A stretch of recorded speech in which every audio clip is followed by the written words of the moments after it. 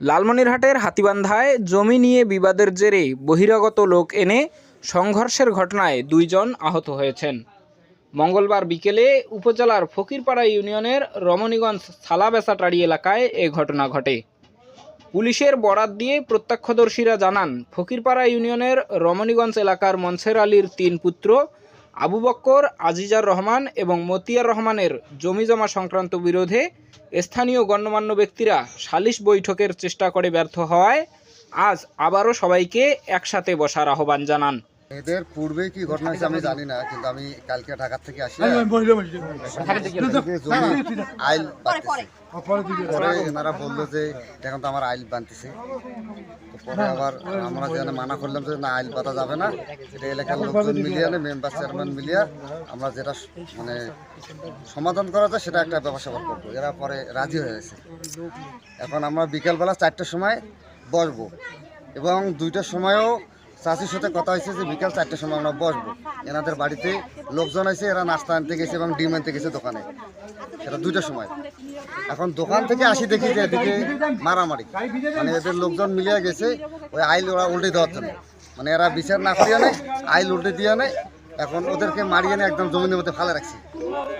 ঠিক এই তখনই আমরা এখানে এলাকার লোকজন আসিয়ে নেয়, আমরা ওই লোকজনগুলোকে আমরা এখানে আটক করে রাখছি। যদি আসি থাকে তাহলে তারা মারামারি করতে গেল কেন মাঠে? তারা যদি না আসতো তাহলে তো এই মারামারিটা হতো না। যেখানে আমি বলছি যে এখানে এলাকার লোক আপনার সুষ্ঠু যেটা হওয়া দরকার সেটা হবে, পুরের জন্য দাগে দাগে জমি ভাগ করা হবে। আপনারা যেটা বলবেন ঠিক সেটা করা হবে। এটা আলীদের বিরুদ্ধে গেলে যাবে, আপনাদের বিরুদ্ধে গেলে যাবে। আপনারা বিশ্বাস না হলে ওনাকে জিজ্ঞাসা করে দেখতে পারেন যে কথাটা এভাবে ছিল কিনা। কিন্তু তারপরে এই যে ঘটনাটা ঘটলো, এটা কেন, এটা আমরাও জানতে চাই যে এটা কেন ঘটাইলো তারা। আজিজার রহমান পার্শ্ববর্তী জলঢাকা উপজেলা থেকে লোক এনে জমিতে আইল বসাতে বাধা দিয়ে আবু বক্করের মেয়ে আশিকা নূপুর ও তার ভাই আরিফ হোসেন আলীর উপর হামলা চালায়। এ ঘটনায় গুরুতর আহত আশিকা নূপুর ও তার ভাই আরিফ হোসেন আলীকে হাতীবান্ধা উপজেলা স্বাস্থ্য কমপ্লেক্সে ভর্তি করা হলে আশিকা নূপুরের অবস্থা আশঙ্কাজনক হওয়ায় চিকিৎসক তাকে রংপুর মেডিকেল কলেজ হাসপাতালে স্থানান্তর করেন। জমি নিয়ে ঝামেলা এটা হচ্ছে প্রায় 1 মাস থেকে বসাবসি প্রথমে হলো চেয়ারম্যান মেম্বার নিয়ে বলা হলো যে প্রথমত জমিগুলো 3 ভাগ করবে। আমার আর একটা চাচা শ্বশুর আছে মোহাম্মদ মতিয়ার রহমান, উনি বাউরে থাকেন, কিন্তু এনারা মানতে চাচ্ছে না বিধায় আমরা মেম্বার চেয়ারম্যান উঠে গেল। তারপর আমরা থানায় অভিযোগ করলাম। থানায় অভিযোগ করার পর থানায় 2বার ডাকছে ওনারা কিন্তু তখনও যায় নাই। আমরা আবার আজিজার রহমান যায় নাই, মতিয়ার রহমানও যায় নাই। আমার শ্বশুরের কথা যে আমি এখানে কোনো রকমের বিশৃঙ্খলা করব না, আমি সুষ্ঠুভাবে একটা বিচার চাই, এই জন্য আমরা থানায় অভিযোগ করলাম। গিয়ে আবার ওনাদেরকে প্রস্তাব দেওয়া হলো যে 3 ভাগ করবে 1 ভাগ, কিন্তু উনি এক পক্ষে রাজি না। উনি 3 ভাগ করে 1 ভাগ কোনো দিনও নেবে না। ওনার কথা পূর্বে যেভাবে খাচ্ছে উনি এখনও সেভাবেই খাবে। আজকে আমরা সকালে আসলাম, গণ্যমান্য ব্যক্তিদের জানাইছি যে আজকে আমরা 3 ভাগের 1 ভাগ নেব। আমরা আসি আইল বানছি, তখন এখানকার গ্রামের যারা সম্মানী ব্যক্তি আছে তারা আসে আমাদের মানা করলো যে ঠিক আছে বসাবসি করবো, বসাবসির মাধ্যমে একটা 3 ভাগের 1 ভাগ করে দেবো। এইটা বলে আমরা কিন্তু বাসায় চলে গেলাম। আজকে আসরে আজানের পরে কিন্তু বসার কথা, সেই জায়গায় দেখা যাচ্ছে যে যার মতো করে সবাই কিন্তু বাসায় চলে গেছে। আমরাই বাসায় চলে গেছি। হুট করে সে বহিরাগতভাবে জলঢাকা থেকে কিছু গুন্ডা নিয়ে আসছে, এরা নাতি সেরা সব নিয়ে গেছে। আমাদের বাড়িতে কিন্তু কেউ পুরুষ লোক ছিল না, আমার একমাত্র দেবস ছিল। আমার হাজব্যান্ড চাকরি করে ছিল ঢাকা স্কুলে।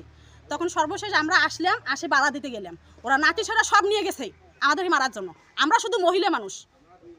এখানে আমার একটা দেবর ছিল, ওই দেবরের মতো আমার কোদাল দিয়ে ছুটাইছি এবং আমার ননদকে খুব গুরুতরভাবে খারাপ অবস্থা, মাথায় ছুটাইছে এবং মগজ বের হয়ে গেছে। একজনকে রংপুরে নিয়ে গেল, এখনই খুব খারাপ অবস্থা। আরও একজন গেল, এখনই রংপুর নিয়ে যাবে। তবে হামলার বিষয়টি অস্বীকার করে বহিরাগত ব্যক্তিরা জানান, তারা সালিশ বৈঠকের জন্য আজিজার রহমানের বাড়িতে এসেছিলেন, উল্টো তাদের উপর হামলা চালানো হয়েছে বলেও জানান তারা। এদের জমিনে দীর্ঘদিন ধরে এদের যে কাজে ঝগড়া, আজকে বিকাল 4টার দিকে মীমাংসা হয় কথা। এর মধ্যে ওরা জুলুম করে মালি জমির মধ্যে দখল করে মালি বাঁধছে। আমরা আসি দেখলাম যে আজকে বিচার হবে, এই জন্য খালা আমাকে ডাকছে। আমরা আসি দেখি এরা জুলুম করে মালি বাঁধেছে। মালি বাঁধার ক্ষেত্রে এখন খালু যে আমি বিচার দিতে হবে, মালিটা উল্টে দিয়ে বিচারটা করি। উল্টে দিয়ে যে এরা বাড়ি থেকে লাঠি সোটা নিয়ে আসি, লাঠি সোটা নিয়ে আসি, এরা মার ধরছে ডাং। সবাইকে, সবারই মাথা 3 জনের মাথা ফাটে গেছে। আমরা কখনো কাজে করতে আমরা আসি নাই। আমরা চাচ্ছি যে বিশেষ সালিশের জন্য আসছি, যে সঠিকভাবে বিশেষ সালিশটা হয়, এইটাই আমাদের চাওয়া। জরুরি সেবা নম্বর 999-এ ফোন পাওয়ার পর ঘটনাস্থলের আইন শৃঙ্খলা পরিস্থিতি নিয়ন্ত্রণে রাখতে পুলিশ সদস্যদের পাঠানো হয়েছে বলে জানান হাতীবান্ধা থানার ওসি। 3 ভাইয়ের জমি সমান ভাগে ভাগ করে নেওয়ার কথা থাকলেও সালিশের বিচার না মেনে বহিরাগত ব্যক্তিদের মাধ্যমে হামলার ঘটনায় অভিযুক্ত ব্যক্তিদের শাস্তি চান ভুক্তভোগী পরিবারের সদস্যরা।